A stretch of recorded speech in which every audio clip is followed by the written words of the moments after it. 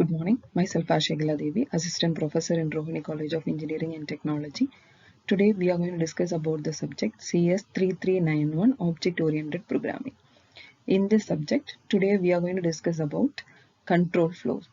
So what is the outcome of learning this particular module is, on successful completion of this module, the student should be able to write the programs by using control flows. So today we are going to discuss about control flows.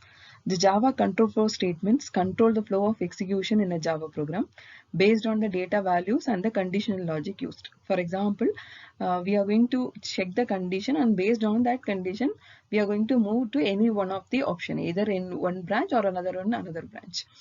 So there are three main categories of control flow statements: selection statement, loop statement, and transfer statements. So example for a selection statements are if, else, and switch. Example for loop statements are while, do while, and for loop. And example for transfer statements are break, continue, return, try catch, finally, and assert. So next we are going to discuss about the selection statement. The selection statement checks the condition only once for the program execution. So example for a selection statement is if statement. The if statement executes a block of code only if the specified expression is true. If the expression or the value is false, then the block is skipped and it executes the remaining portion. So normally in selection statements, we are going to execute, or we are going to check a particular condition. If the condition is true, means the particular part will be executed. So the syntax for if statement is if conditional expression and statement action. So if this conditional expression is true, means this statement of action will be executed. Otherwise, it skips that particular block and it executes the remaining statements. Next is if else statement. So here it has two options. One is if the condition is true, means the true part, that is the if part, is executed. Otherwise the false part, that is else part, will be executed.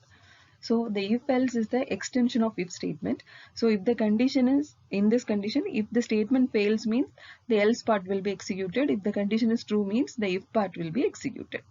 So what is the syntax is? The syntax is if conditional expression statements else statements. Next is the switch case statement. The switch case statement is also called as multi-way branching statement. It has several choices. The main objective of using the switch statement is it is very easier to implement compared to the if else statement.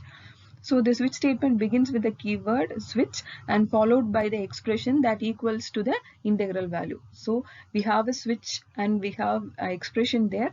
Then we have case statement, case 1 statement, case 2, likewise we have etc. up to case n.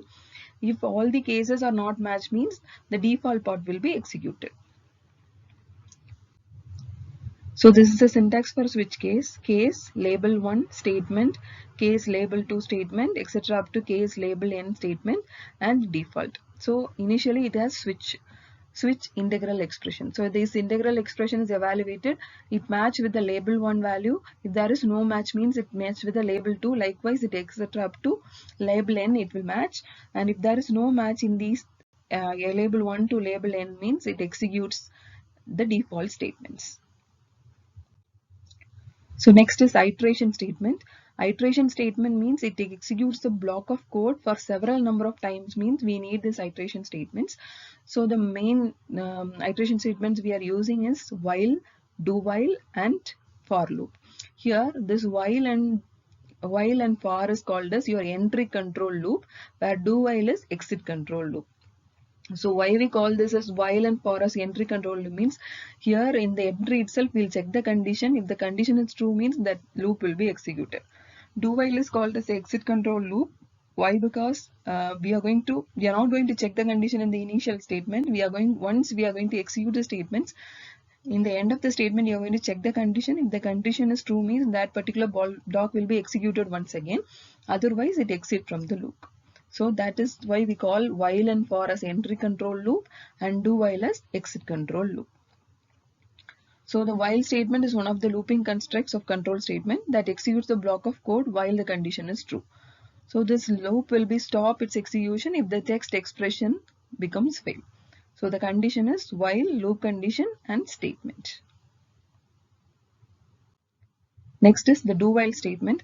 The do-while loop is similar to the while loop except the test condition is performed at the end of the loop. The do-while loop executes at last once without checking the condition. So once it executes without checking the condition, at the end it will check the condition and repeat it. So it begins with the keyword do followed by the statements that make up the body of the loop. Finally, it ends with the while loop. So next is when the loop condition becomes false, the loop is terminated and the execution continues with the statement immediately following the loop. So example, the syntax is do the body condition, while, condition and semicolon. Next is the for loop. The for loop has a following construct. First is initialization, loop condition and increment or decrement expression, then the body of the loop. So when it executes it the first time, the initialization and loop condition will be executed. From the second time onwards, it omits the initialization part. The increment or decrement part will be executed first, then it checks the loop condition and it will continue this loop until the loop condition becomes fail.